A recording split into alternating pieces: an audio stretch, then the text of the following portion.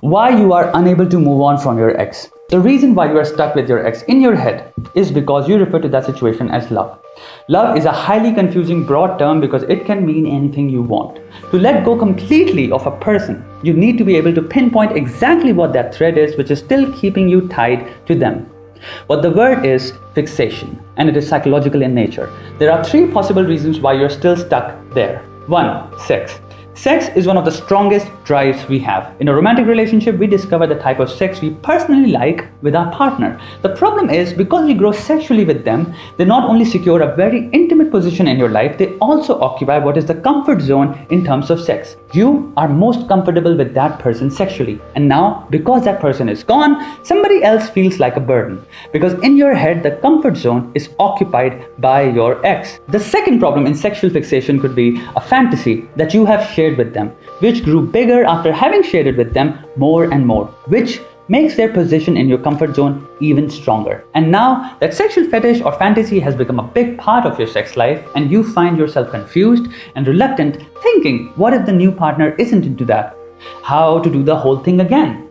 As a result, what you're doing is masturbating, thinking about her, reaffirming her position in your mind, re-strengthening their hold, making it impossible for yourself to move on. 2. Nostalgic comfort. You have shared great times with your ex, probably because at the time you were dating that person, you were simply too free to have a lot of fun. So you talked a lot, hung out a lot, had a lot of moments together, and now life has changed. It has now taken a serious turn and demands from you the same. This happens in relationships from school and colleges. The truth is that relationship wasn't perfect. If it were, you'd still be together. What is happening to you is you are scared from the stress, seriousness, and the mounting pressure life is unleashing on you. And those relationship memories from years ago are serving as an escape or a metaphor for your inability to look at the pressure in the eyes and face it. 3. The movie. You keep thinking about memories. They happened a long time ago and there is no actual footage. So the movies that you see in your head to make yourself more upset and sad are far away from the truth. You see, memories are unreliable. Think of the times your friend was telling a story in which you were there and he changed a lot of details. Ever had a fight with someone and when they try to bring something from the past, the details are all messed up or perfectly aligned to serve their narrative. In fact, people distort details of events that happened minutes ago. That's how much biased your brain is to protect and serve you. It reconstructs memories to serve your purpose.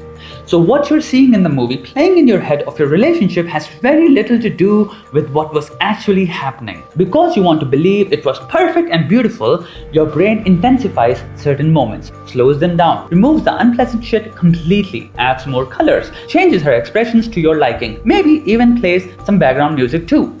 Back to the first point for a second. The same thing happens when you try to think how she used to look like naked. What you see in your head has nothing to do with reality. Your brain readjusts her body completely because the narrative you're going for is, she is perfect for me in every way. Here's the truth. There were times in the relationships you hated her, you were attracted to other girls, you wanted to be with other girls, you didn't want to be with her at all. I'm saying in between, there were certainly such moments. So 2 things. 1, accept that she is in your past. It is done. Over. It's gone. Your life is a story. And she was a chapter that's behind you and can't be reopened because it's in the past. For example, if you get back with her, that's going to be a new chapter that will be completely different from the last one because there are going to be completely new dynamics. So you need to accept whatever you shared once upon a time is over. 2, don't screw the ongoing chapter because you had a great one in the past. Be happy that you had a great one and try to create even better ones. We mostly want life to be great, but do very little to make it great. It is actions that make life awesome. So be brave. You are faced by the unpleasantness of life, which reminds you of the safe space when you were in her arms. Well, she left, so that wasn't a pretty stable, safe space either. You have yourself, you asshole. Treat yourself for once. Build a great life for yourself. All your actions are under your control. So try earning yourself prosperity. And as far as new people are concerned, not having moved on is a red flag. Nobody's going to date you. Second, it makes you generally sad. Nobody wants to be with a sad person. Everybody wants to be with cheerful, rich, wholesome people. That's the truth. And as far as sex is concerned, all humans are sexual freaks. And there are a lot of people. There is a broad variety of freakiness in this world which dissolves all comparability. everybody is highly sexual in their own ways, and humans are deadly curious. So there is always the scope of evolving. So instead of holding on to yesterday thinking it was better, well, tomorrow is yet to be written. Be happy that yesterday was nice and make sure your future outshines all past experiences. If you are on Instagram, make sure you check out my page. I scream on you there, no personal pictures and such shit. Subscribe to this channel so I can help you grow every day. And never forget, you are awesome.